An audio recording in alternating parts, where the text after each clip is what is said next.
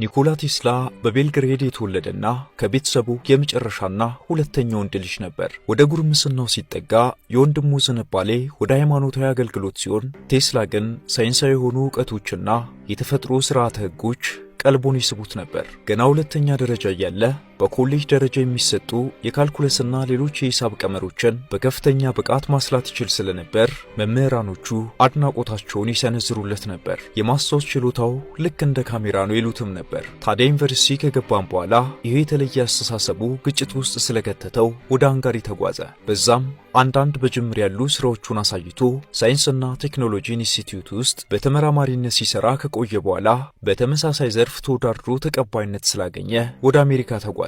ኑሮውንም በዛው አሜሪካ በመመስረት እድሜውን ሙሉ ለሳይንሳዊ ጥናትና ምርምር መስዋዕት አድርጓል። በዚህ ምክንያት ትዳር የመያዝና ቤተሰብ የመመስረት እድሉ አልገጠመውም። ከጋብቻ ውጭም ቢሆን የወለደው ልጅ አልነበረውም። ኒኮላ ቴስላ ወደ አሜሪካ ገብቶ መኖር ከጀመረ በኋላ ለመጀመሪያው 10 ዓመታት የተለየና ምጥቀት የነበረውን ሐሳቡን በቀና በመመልከት አቅርበውት የነበሩ ብዙ ነበሩ። ወደ አሜሪካ እንደገባ በኒውዮርክ በሚገኘው ኤዲሰን ማሽን ወርክስ በሚባል ድርጅት ውስጥ ተቀጥሮ ለጥቂት ጊዜ ሰራ።